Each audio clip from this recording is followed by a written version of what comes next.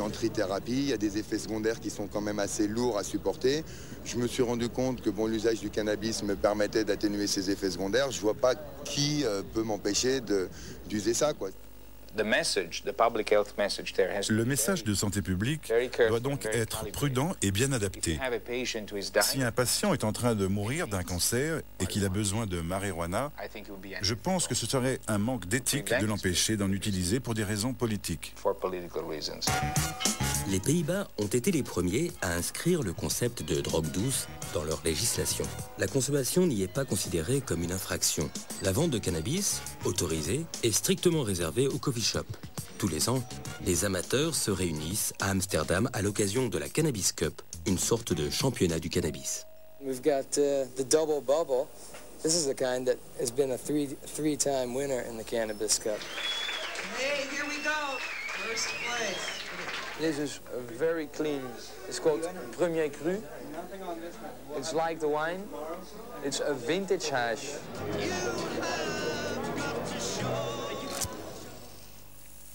Dans certains pays, des malades du sida ou du cancer ont réclamé le droit de fumer des joints afin de soulager leur douleur ou leur nausée.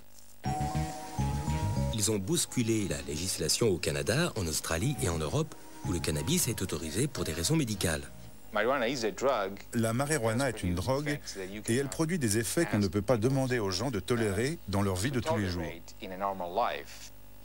On ne voudrait pas qu'un analgésique qu'on prend tous les jours entraîne une perte de mémoire. Ce serait un désastre au travail. Ou bien que les patients soient plongés dans un état de constante euphorie. Ça poserait des problèmes à ses collègues. Bom, je suis Alfredo, Annelisa. Queria aproveitar o momento para pedir em casamento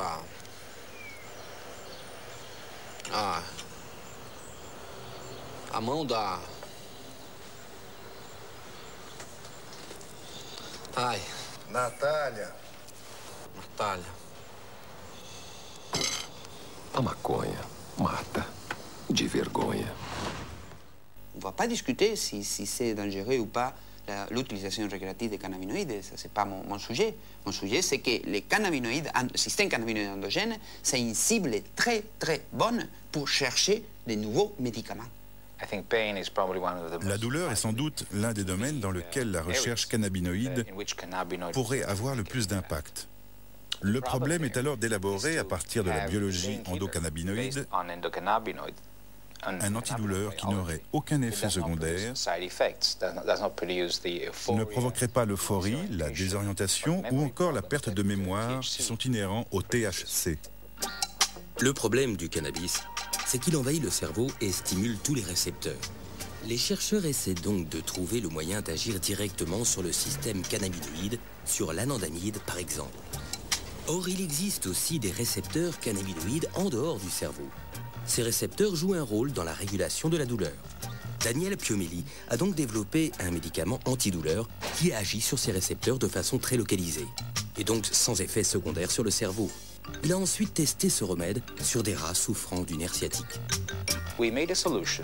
Nous avons fabriqué une solution à appliquer sur la zone, comme un gel ou une crème, pour les humains souffrant par exemple de sciatique ou d'arthrite.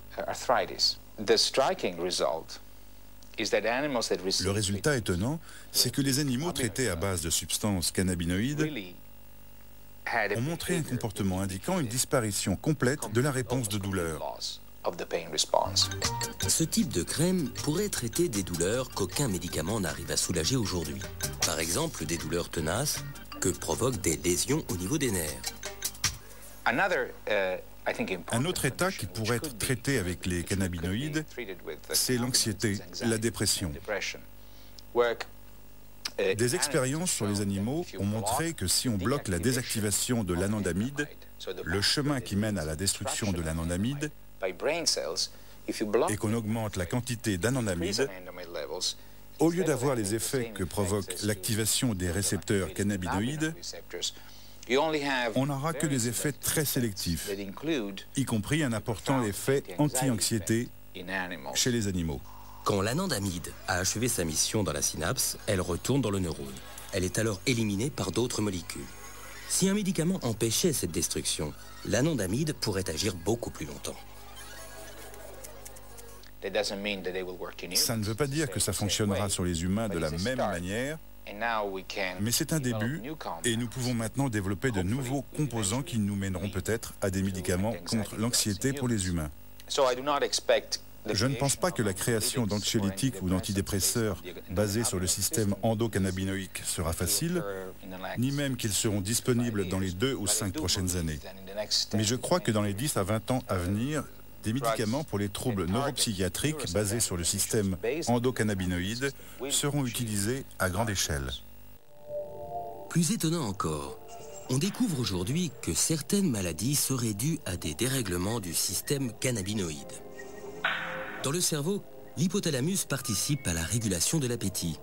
Et les scientifiques ont démontré que les endocannabinoïdes pourraient agir dans cette région.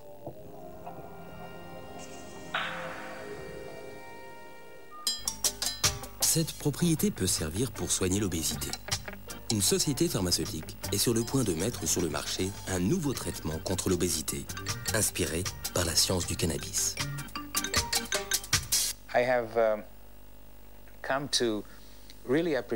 J'apprécie beaucoup plus la science que lorsque j'étais plus jeune. Je ne réalisais pas alors à quel point la science pouvait être utile pour tout le monde, jusqu'à ce que je fasse partie de l'entreprise scientifique. Ce que j'ai également commencé à comprendre, c'est que cette entreprise scientifique trouve son but ultime dans la compréhension de l'humanité et dans l'aide rationnelle qu'elle lui apporte, en particulier dans le cas de la médecine. Et ce savoir doit être transmis à tout le monde. Il doit entraîner une prise de conscience collective, parce que sans cela, il n'y aura jamais de prise de conscience politique. Et sans elle, les découvertes faites dans les laboratoires ne seront pas utilisées pour des prises de décision de santé publique. Parce qu'en définitive, c'est ça qui compte. En explorant les mécanismes d'action du cannabis, les scientifiques ont découvert un système essentiel au fonctionnement du cerveau et à la régulation de l'organisme. Aujourd'hui, ils réalisent des progrès spectaculaires dans la compréhension des effets du cannabis et de notre système naturel. Leurs résultats, encore peu connus du grand public, devraient profondément modifier notre regard sur cette drogue. L'étude du cannabis ouvre des perspectives inédites sur de nouveaux traitements médicaux contre la douleur, l'obésité, l'anxiété ou encore la sclérose en plaques. Pour les chercheurs, une véritable révolution biologique est en marche.